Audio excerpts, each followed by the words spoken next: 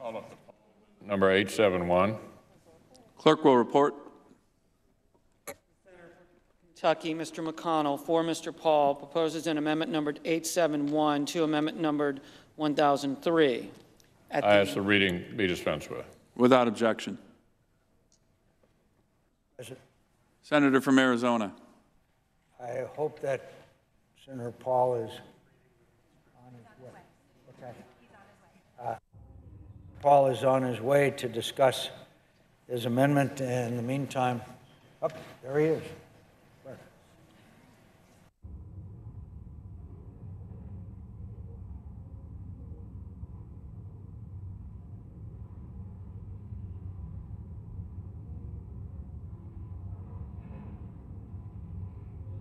McConnell.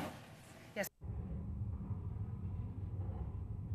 I ask unanimous consent the next members to be recognized for debate be 15 minutes for Senator Cardin, 5 minutes for Senator Murphy, 7 minutes for Senator Moran, and 15 minutes for Senator Paul, and that following Senator Paul, Senator Corker be recognized.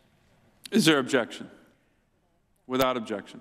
For the information of my colleagues, in approximately 45 minutes, the Senate will have a vote on a motion to table the Paul amendment. That means around 12:15. Right?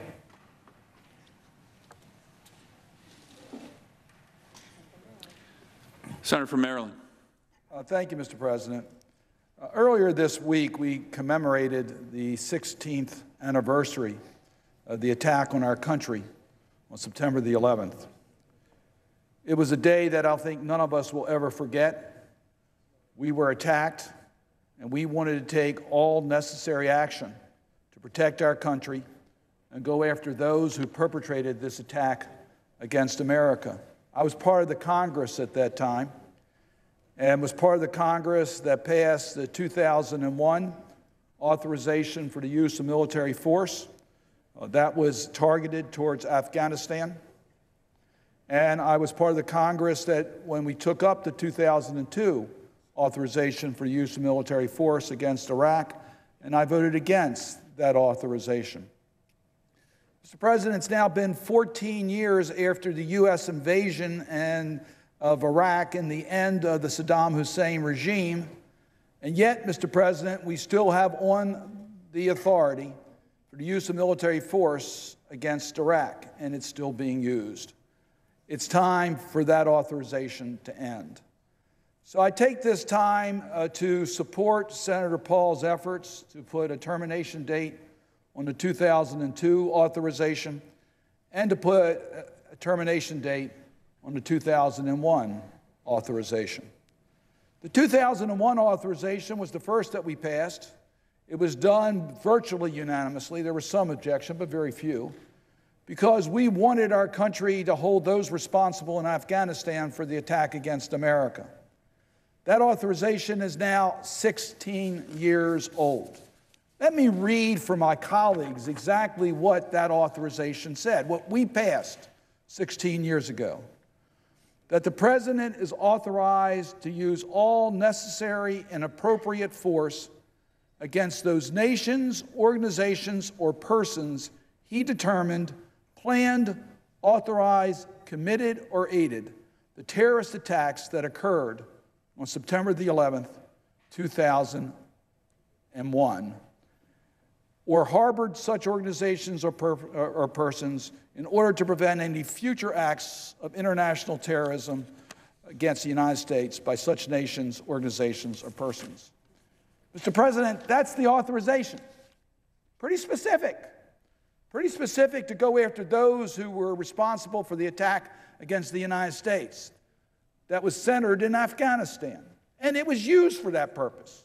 And our military took action against Afghanistan as a result of the attack against our country. And that was authorized by Congress. It's hard to understand how you can get from the reading of this authorization the use of military force today as congressionally authorized against ISIS in the Middle East, in Africa, or anywhere in the world. And that's the interpretation that has been given to the action of Congress in 2001. I think that interpretation cannot be defended. Congress has a responsibility to act. We have a responsibility to specifically authorize the new threats that we have against our country and what military force is appropriate. That's our responsibility. This is a different threat than we saw 16 years ago. It's our responsibility to give congressional authorization for the use of military force. Some say, can that be done? Well, if it can't be done, then we don't agree on the authorization of force. But let me just remind my colleagues that the Senate Foreign Relations Committee, a little over 3 years ago, passed an authorization for the use of military force. We came together in our committee, and I know Senator Kaine and Senator Flake have worked on a proposal that is certainly much more focused towards the current circumstances. Now, some of us may have amendments to that, some of us may disagree with it, but that's the debate we should be having. There should be no debate that the 2001 authorization does not apply to our current circumstances. We should pass an authorization that's tailored to allow the president to effectively go after the direct threats to the United States. That's our responsibility. We owe it to the American people, and we owe it to the men and women who serve in our military to give them clear authority from Congress in their military operations. There has clearly needs to be direction given by Congress. We have seen an abuse of the 2001, so we need to be pretty clear. I must tell you, I've heard over and over again from our generals that there is no military-only victory against ISIS. We can't win this by a military victory alone. We need to make sure that there are leaders in countries that protect their citizens, not only their physical security, but good governance and their human rights. And we have new challenges that we need to deal with. Cyber threats against the United States. We were concerned about a physical caliphate. Now we're concerned about a virtual caliphate as we take more and more of the territory away from the ISIS forces. So that's what we need to do. Senator Paul's amendment gives us that opportunity by saying quite clearly that the 01 and 02 authorizations need to end. Need to end. That we don't today have clear authorization from Congress to pursue the military campaign against ISIS, and we need to have that. Now, there are some who say, well, what happens if we don't meet that deadline? Well, let me tell you something. The president has plenty of authority. Read Article 2 of the Constitution. He has the inherent power to protect our country and our national security, and he can take action in order to do that. I was particularly struck by why we need the Paul Amendment when I received a letter in my capacity on the Senate Foreign Relations Committee from Secretary Mattis and Secretary Tillerson. You see, the Senate Foreign Relations Committee was having meetings trying to figure out how to proceed on the authorization for the use of military force. And during one of those meetings, we had the opportunity to have Secretary Mattis and Secretary Tillerson before us, and we had a candid discussion about what type of authorization would make sense. And it was done in a closed setting so we could have a candid discussion. And I'm not going to reveal the specifics because I thought that's what we should be doing. But I can tell you, I left with the impression that there was room for Congress to work with the administration on authorization on force. And I was hopeful that we were going to have an open hearing in the Senate Foreign Relations Committee, the Committee of Jurisdiction, on the AUMF. Now, we had similar discussions under the Obama administration. As a result of those discussions, President Obama submitted to Congress what he believed would be an appropriate authorization for the use of military force. That authorization was never taken up, but he asked for it. Well, just recently, we received notice from Secretary Tillerson and Secretary Mattis that the president does not want Congress to adjust the authorizations because he has adequate authority to do what he wants to do. I understand that. if you take their interpretation, it's not just this administration, it's prior administration's interpretation of the AUMF, they have a blank check. But that's not our responsibility being carried out. We're the ones who are responsible for the authorization of force, not the President of the United States. And according to this president, he has blank check authorization from Congress. So, Mr. President, it's our responsibility to make sure that when our men and women are sent into harm's way, they have the direct authorization from the Congress of the United States, unless, by the way, there's an urgent situation that requires the President to act, which he can do under Article 2. So I would urge my colleagues that we have a chance to start this debate right here and now by supporting the Paul Amendment, and I intend to do that. With that, Mr. President, I yield the floor. Minority Whip. In support of the statement just made by my colleague from the Commonwealth of Maryland. He knows, as I know, that our responsibilities as United States Senators include some important votes. Some of the votes that we cast will blur into history and we'll be hard-pressed to remember them. But certainly any vote involving sending America to war is a vote you will never forget, at least not this senator. And many of those votes that I've cast over the years in the House and the Senate have created sleepless nights before the vote, because you understand that even under the best of circumstances, people will die as a result of your vote. Not just the enemy, but even our own, risk their lives and die in defense of the United States. And so it was 9/11/2001 when this United States Senate was faced with the awesome responsibility of voting to go to war. There were two votes. The first was on the invasion of Iraq. There were 23 of us, 22 Democrats and 1 Republican, who voted against the authorization for the use of force and the invasion of Iraq. I continue to believe that when it comes to foreign policy, it's the most important vote that I've ever cast. 23 of us voted no. The second vote was on the invasion of Afghanistan, and a different vote completely. We had just gone through 9/11. 3,000 innocent Americans have been killed. The images are still in my mind and will be until I die of what I saw as a result of that heinous attack, that atrocious attack by terrorists on the World Trade Center, on the Pentagon, and of course what happened in the fields of Pennsylvania. And so the vote came to the floor and they basically said, when it comes to the invasion of Afghanistan, we are going after the people responsible for 9/11. I joined every other United States senator of both political parties in voting yes. We had to make it clear to terrorists around the world, when you strike the United States, you will pay a price.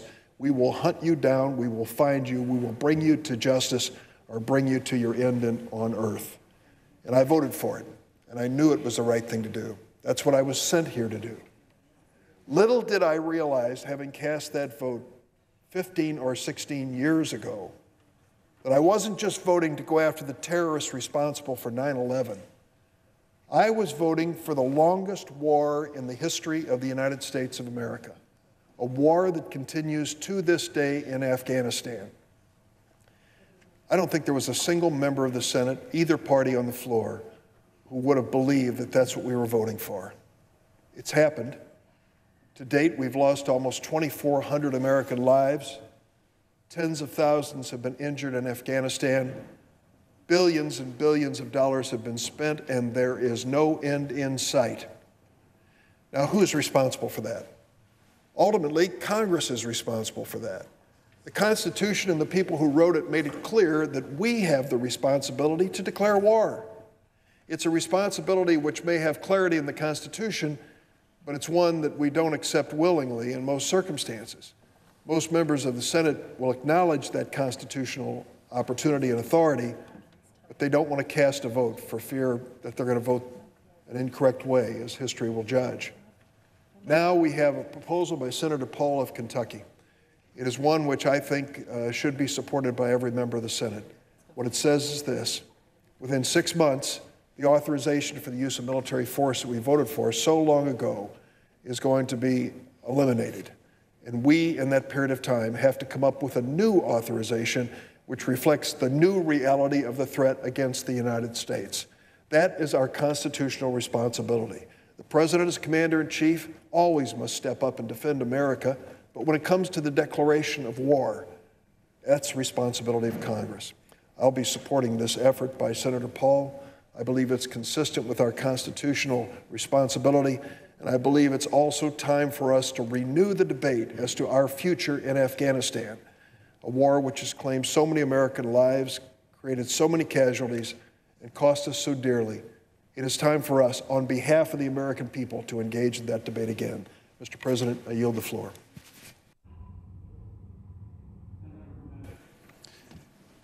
Thank you, Mr. President.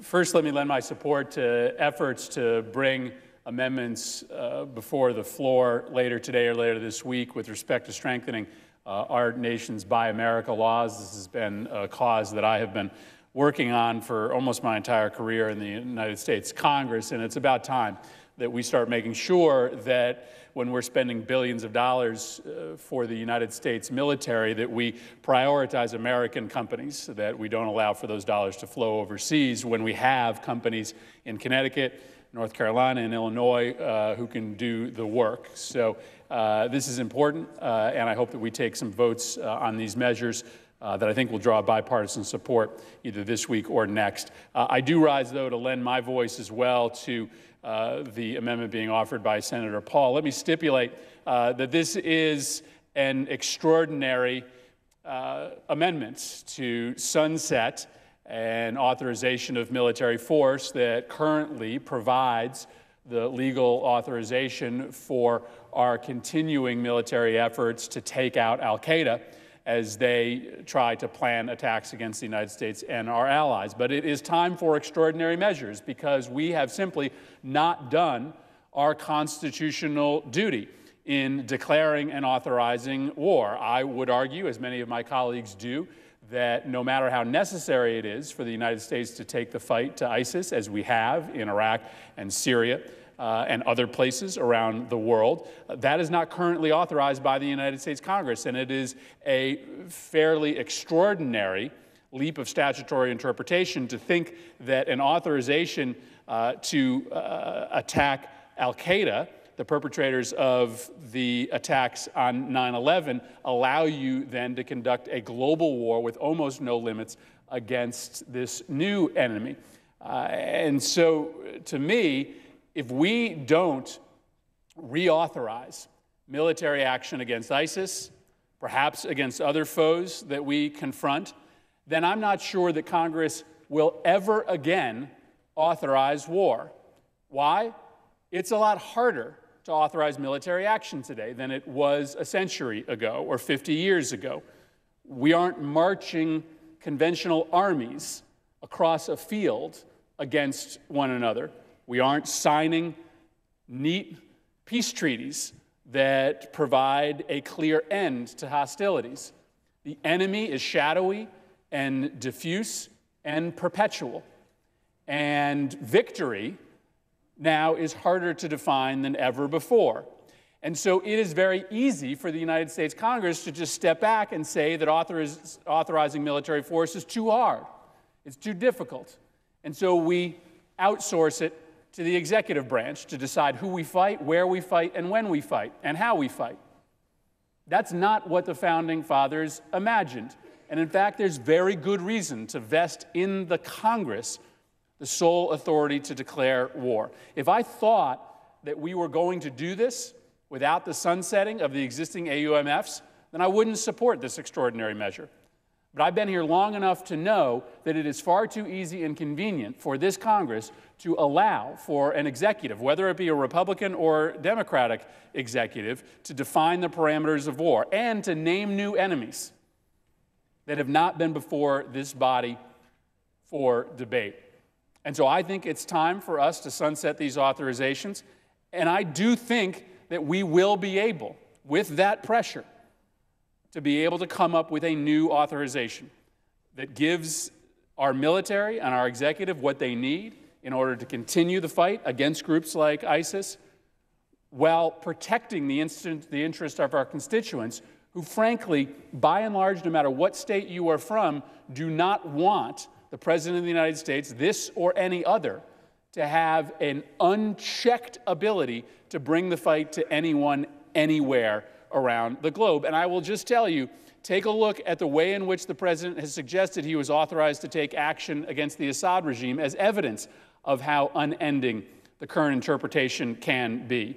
The justification for that action was because it was next to action being taken against ISIS, which was authorized because ISIS has some familial relationship to al-Qaeda. That is 3 or 4 steps removed from any debate that this body has ever had. That is not what the Founding Fathers intended. I'm going to support Senator Paul's amendment. I am then going to vigorously work with my colleagues to try to craft an authorization that gets the job done. It's about time. I yield the floor.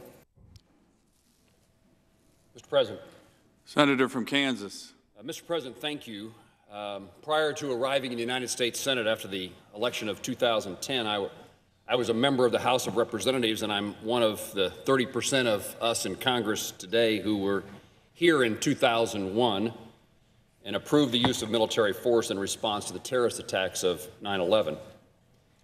I hate to say this at this moment because the vote is so closely pending, but I don't know what the right answer to this question is, the one that we face today. I firmly believe that it is the United States Senate, the United States Congress's authority, the constitutional responsibility to declare war.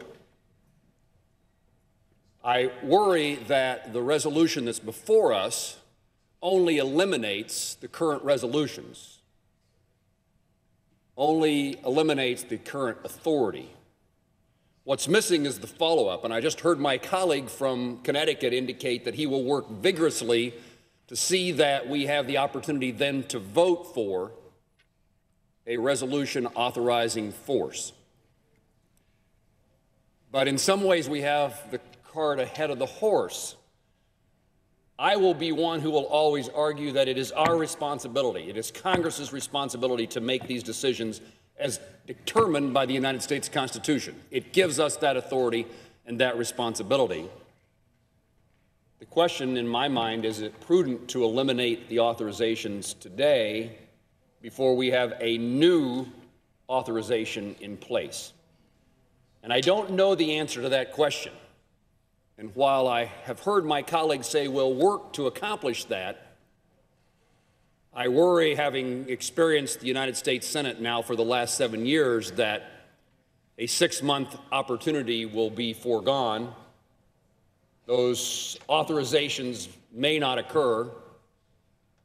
And at best, once again, the United States Senate may be presented with a fait accompli, which is, here is a resolution authorizing force. We're out of time. The 6 months is run. Take it or leave it. We will have a gun to our head to approve something in an expeditious way that is not really what I'd be supportive of. And once again, I'll have the dilemma, do I vote for some authorization of force, even though it's not the one that is well thought out? If I thought we were going to do an authorization of force, I would have expected it to have occurred already. I commend Senator Corker, the chairman of the committee, and many of my colleagues who have worked to put an authorization, a resolution in place, and voted it out of the committee, but no vote has occurred on the United States Senate floor. No vote has occurred in the U.S. House of Representatives. And I don't know whether we're setting the stage for us to be in, once again, a position of here it is, take it or leave it, or worse than that, I suppose, is leaving those who serve our country in a position of not knowing whether or not their Congress supports their efforts. This is not as if this is prospective. We already have troops on the ground in Afghanistan. I just returned from Afghanistan. This is my 4th visit there. I was there over the weekend of Labor Day. I came to the conclusion that we belong in Afghanistan. I don't believe this is about rebuilding Afghanistan as much as it is about protecting Americans. 21 terrorist organizations at work in Afghanistan out to kill citizens of the United States, attack us. And we have a government of Afghanistan that's allowing us the opportunity to be engaged in a battle to defeat those terrorist organizations. The idea that we would walk away, in fact, I heard my colleagues earlier talk about how long we've been there. Does anybody talk about how long terrorism is going to be with us? So the idea that we should set a parameter for our time frame, knowing that we're engaged in a great battle for the future of our nation with terrorist organizations who want us dead, seems to be the wrong way to look at this issue. I don't know what the right time frame is, and I'm saddened that we're still there.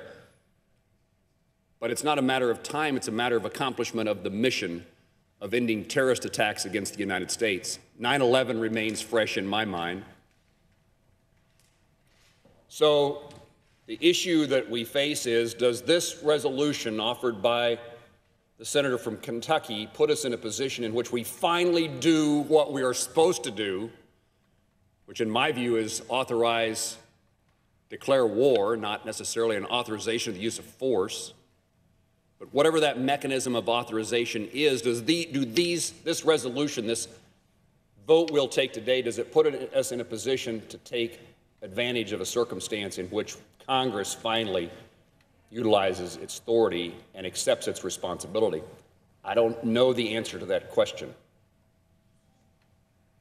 We are making progress in Afghanistan.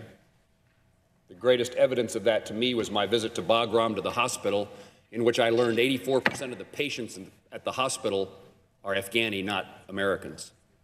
I support the resolution, the statement of strategy by the administration in regard to our efforts in Afghanistan, and particularly the need to deal with Pakistan and the sanctuary.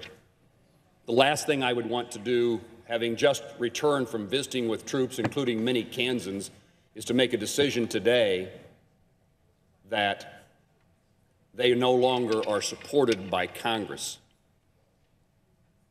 Going to war is something that, in my view, has been too easy in the United States, and we've had presidential leadership for a long time that has downplayed the importance of war. We've been told it will be easy. Oil revenues will pay for the war. It seems as if our political leadership in this country wants the American citizens to believe that we can go to war and they not suffer any consequence or participate in any way.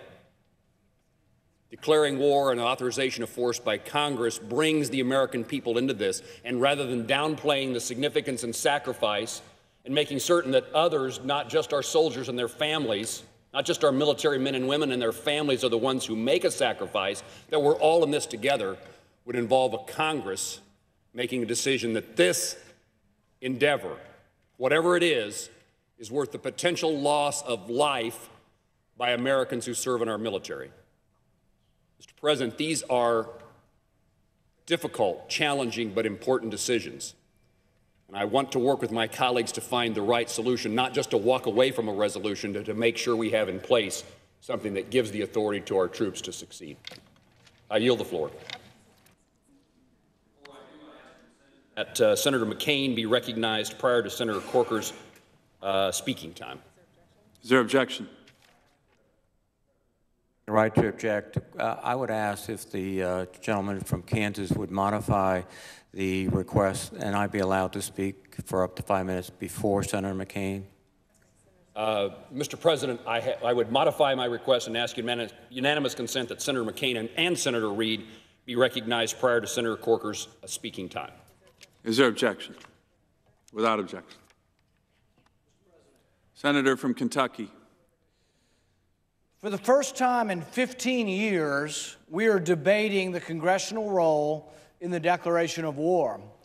We have fought the longest war in U.S. history under an original authorization to go after the people who attacked us on 9/11. That war is long since over. The war has long since lost its purpose, and it's long time that we have a debate in Congress about whether we should be at war or not. It is the constitutional role of Congress. Interestingly, the folks that you have heard on either side of the issue have said it is our job. It is what we should be doing.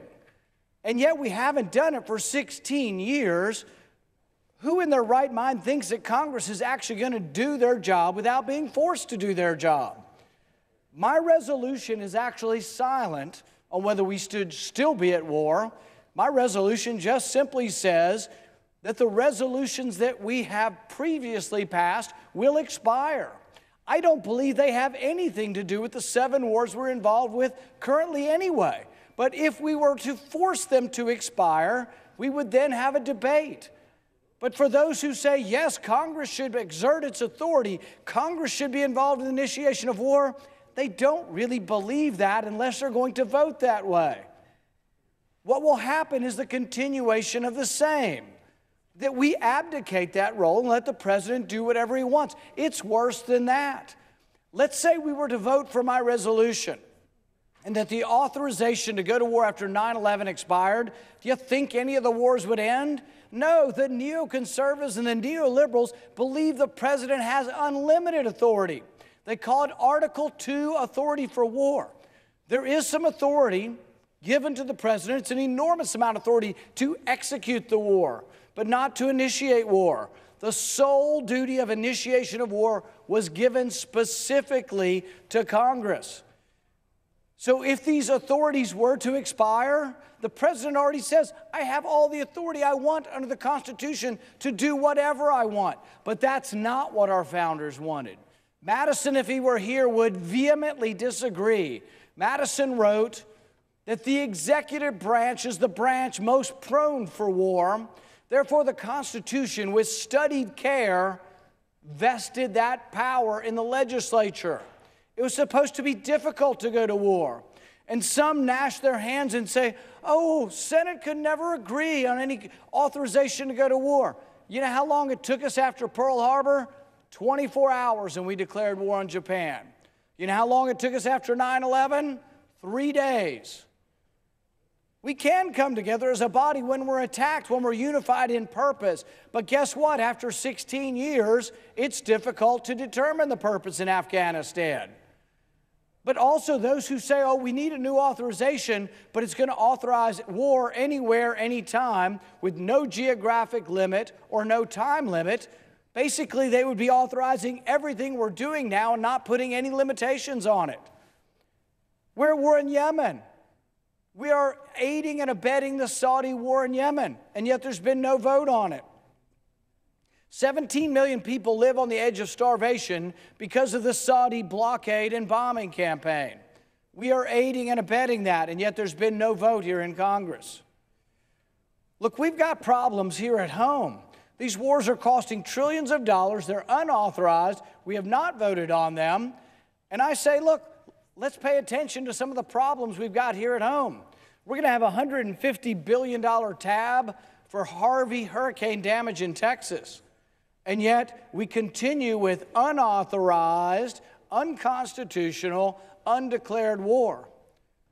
I think it's time to think about what we've got, the problems we've got here at home. I think it's time to think about the $20 trillion debt we've got. But still we have this gnashing of hands, this wringing of hands, this gnashing of teeth that say, oh my goodness, what if Congress didn't do its job? What if we allowed these authorities, these authorization of force to expire, and we didn't get another one? Well, the thing is that's abdicating your constitutional duty. The duty is to do what is in your constitutional duty. It's not to say, well, the other congressmen won't do what their job is, so I'm not going to do my job. Our job is to enforce, obey, and execute the Constitution. The Constitution says Congress shall declare a war. It doesn't say the president can go to war anywhere, anytime around the globe. It says Congress shall declare a war. So for the first time in 15 years, we are debating whether or not Congress has a role in this. And for those who will vote no against my resolution, they're basically voting, even though they will say otherwise, they are voting to say, well, let's just let the status quo go on. President can do what he wants. It's too emotional. It's too controversial to debate war. So we'll just keep letting the president do whatever he wants. Mine is a vote to grab power back, Mine is a vote to say the Senate has prerogative here. The Constitution gives the power to the legislature. That's what this vote is about. It's about grabbing back the power to declare war and saying this is a Senate prerogative. So the majority in all likelihood will say no, we don't want to do that. We think that that would risk some war somewhere, sometime. That's the point. We should be debating where we should be at war. Should we be at war in Somalia? Should we be at war in Libya? Should we be at war in Yemen? Should we be at war in Iraq, Syria, Afghanistan? Look, President Obama ran on ending the wars, and yet he ended up taking the war and bombing campaign to 7 countries without any authorization. Intriguingly, the left was relentless in criticizing George Bush, and yet George Bush did come to Congress. We had a vote to go after those who attacked us on 9/11. We had an ill-fought campaign in Iraq war, but we did actually vote on it. But we haven't voted for a generation. Should one generation be able to bind another generation? Realize if we don't force these authorizations to expire, this war could go on forever. You know, this is 1984. This is George Orwell saying Oceania has always been at war with East Asia. And then a month later saying Oceania has always been at war with Eurasia, because no one is stepping up to say no. That's what Congress is supposed to do. We are supposed to be a voice that debates and says, should we go to war? It's part of doing our job. But the only way to get Congress to do their job is to actually let these expire. We should have a full-throated debate over who initiates war. There's no murkiness to the Constitution. The Constitution is explicit. The initiation of war, the declaration of war, that power lies with Congress. But the war in Afghanistan has gone on 16 years now. We have people who will be fighting in the war. Our young men and women will be fighting in the war in the next year or so who were not yet born on 9/11. We've long since killed the people who perpetrated 9/11. With the killing of bin Laden, there is no person left in the leadership of al-Qaeda or Taliban that was around at that period of time. And we say, well, it's still the Taliban. Well, if you're going to say that we are going to fight to the end of time, that we're going to have a perpetual war to the end of time, and we are going to kill every radical Islamist in the world, it's an impossibility. What I would say is let's at the very least have a debate. If that is your purpose, and that is your goal, and that is what you stand for, step forward, let's have a debate. Let's debate the war in Yemen. Let's debate the war in Somalia. Let's debate whether we should be bombing people in Nigeria. Let's debate whether we should be in Syria, Iraq, Iran, Afghanistan. Let's have a debate about all of these different wars. But let's not just muddle on and say, oh, the president can do what he wants. Because realize the people in this body who are for perpetual war, they don't even think we should have any role in it. They tell me quietly every day the president can do whatever he wants under Article 2 of the Constitution. That's absolutely false. It goes absolutely against everything our founding fathers. Read the Federalist Papers. There is extensive debate over the war-making power, and they very explicitly, from Washington to Adams to Jefferson to Madison, all said, we give this power to Congress because we fear the perpetual wars that we have seen in Europe. We feared the wars of brother fighting brother and brother fighting cousins within these royal disputes that went on endlessly in Europe. And so we set up our founding document to try to make war difficult. But when we've been attacked, it's been easy to come together. 9/11, virtually unanimously, we came together within 3 days. Pearl Harbor within 24 hours. So what I would say to my colleagues is, let's do your job. This is your constitutional role. Let's let these expire, and over the next 6 months, let's debate whether we should be at war and where. But I, for one, am one who says that we should oppose unauthorized, undeclared, unconstitutional war. At this particular time, there are no limits on war. The 9/11 proclamation has been so interpreted so widely that it could mean anything.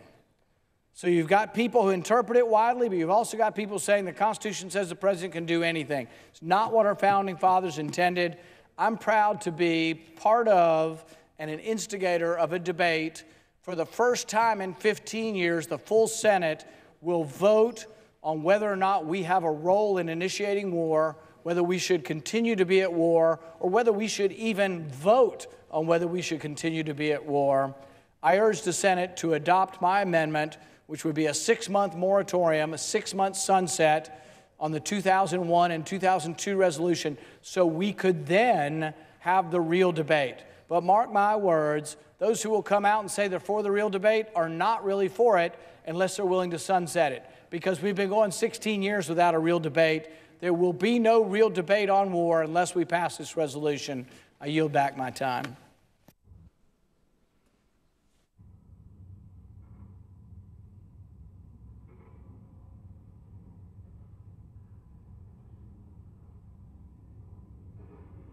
President. Senator from Rhode Island. Thank you, Madam President. Senator Paul has been relentless in doing something that has to be done, which is the revision of the AUMF, both in 2001 and 2002. But there's a sort of simple notion, you can't replace something with nothing, and we have nothing. This is 6 months rather, of more time, when in the last 16 years, even at the request of a president, we have not been able to come together as a Senate, and I don't know where the House is on this, but I think equally befuddled, to provide the kind of specific language that we need for an AUMF. This would be a different debate and a different vote if we had before us an actual AUMF which would immediately supersede the existing authorities. Without such a AUMF, we are going to cause confusion, we are going to cause disruption among our forces and our allies, and having spent a little bit of time in the service, when there is a possibility that in 6 months you will have to cease operations, you began planning almost immediately for those operations. By the time we get around to actually even considering this, since I don't think there are any plans to do it immediately, we could see 3 or 4 of those months evaporate. And with each passing day, the concerns about redeployment and repositioning and authorities become more pressing to the military. Not only that, but our allies will read this as, even if they're sophisticated to understand it is not the law yet of the United States, they will see it as a signal that we are weakening our cooperation. And what we have seen over the last several months in Iraq particularly has been effective Iraqi indigenous forces with close cooperation from U.S. Special Operations and other forces, and they have made progress. They will have political blowbacks in Baghdad and Kabul especially if this provision passes. Then I think our adversaries will take advantage of this very adroitly. The newspapers, the social media that they control, and unfortunately they control a great deal in all parts of the world, will make this very simple. U.S. to leave. U.S. restricting authority. Those are the practical consequences. Again, this would be an entirely different debate, an entirely different vote, I think, if we were looking at a real replacement for the AUMFs of 2001 and 2002. So I would urge my colleagues to think not just about the constitutional imperatives, the congressional authorities to declare war, presidential authorities under Article 2, but to think about the practical and almost immediate consequences to those in the field, to our allies, and also the possible ways in which this act could be used by adversaries. And with that, Madam President, I would yield the floor. Madam President. Senator from Arizona. Madam President, I want to discuss the amendment, which is the importance of the authorization for the U.S. use of military force to the ongoing U.S. operations against violent extremist organizations. First of all, let's point out that it's important to acknowledge why our current fight against terrorism is necessary. Earlier this week, we commemorated the anniversary of the September 11th terrorist attacks that took the lives of thousands of innocent Americans, shook our nation to its core, and importantly, brought us together in common resolve to make sure that that kind of tragedy would never, ever happen again. In pursuit of that noble goal, thousands of brave men and women in uniform are currently deployed in Afghanistan, Iraq, and many other places. No matter what else we do in this body and on this legislation, we must always ask ourselves if we are doing everything we can to support those service members as they risk their lives to defend us. At the same time, we must recognize the ways in which the current conflict is different than from when Congress passed the first authorization for the use of military force in 2001. The landscape of the global fight against terrorism has changed dramatically with the emergence of ISIS and the spread of the threat beyond Afghanistan and Iraq. And that's why I and many others have long called for updating the AUMFs. And yet the nature of the conflict remains the same. Terrorist organizations continue to warp the religion of Islam and promote a radical ideology to recruit new fighters and plot violent attacks as part of their jihad against the United States of America and all that we stand for. As chairman of the Senate Armed Services Committee, I'm open to a process that would develop a new AUMF specific to the current fight against ISIS and other terrorist organizations as identified by the administration.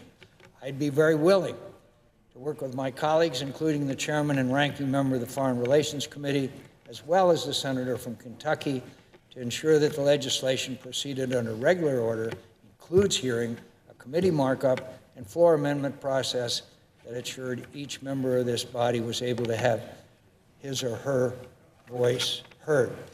Madam President, haven't we had enough of bringing things to the floor without hearings, without amendments, without debate?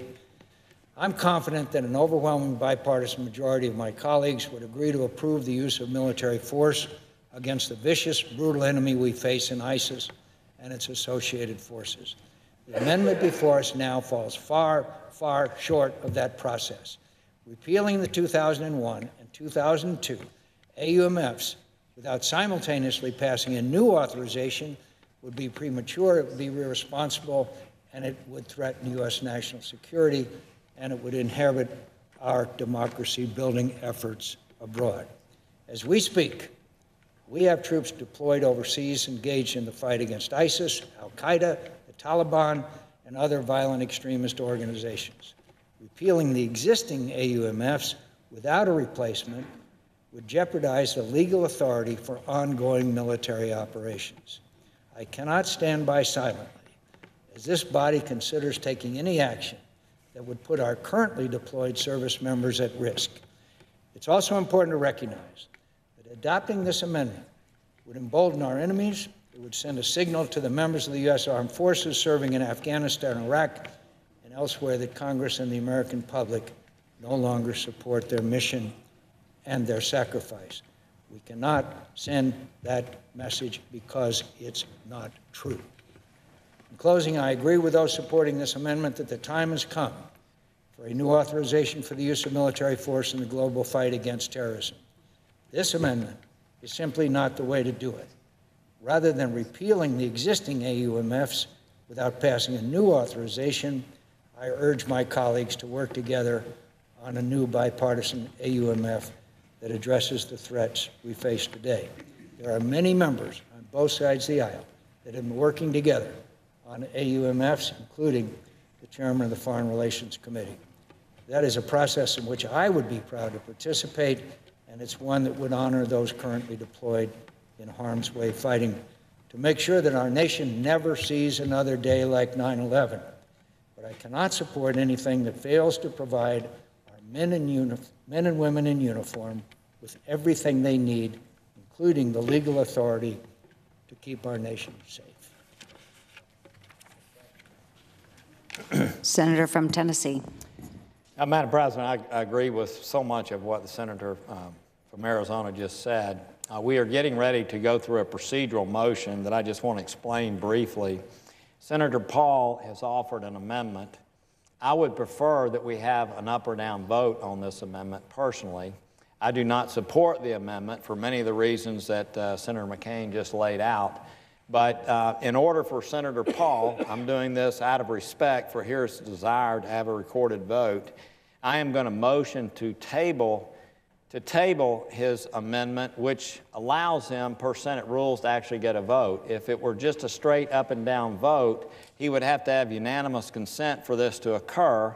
He cannot get that, so this is not a hostile act. He's sitting right beside me. He understands what I'm doing. So I'm going to move to table this shortly. I do not support the substance of this.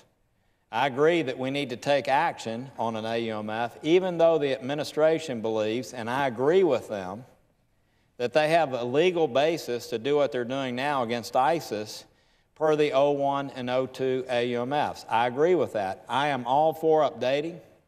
Our committee intends to do so. There's been an offered amendment, a bipartisan amendment by committee members where we hope to take up an AUMF.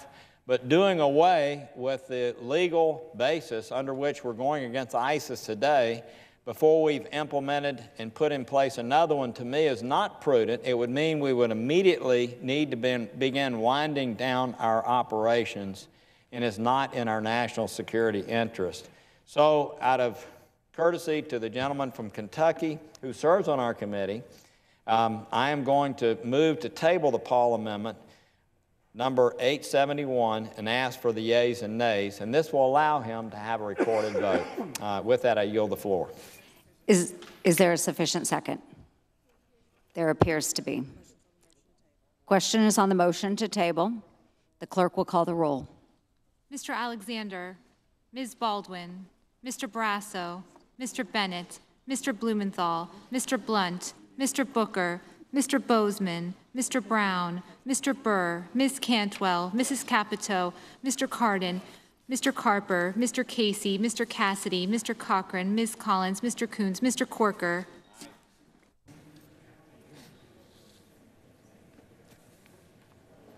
Are there any senators in the chamber wishing to vote or to change their vote? If not, the yeas are 61, the nays are 36.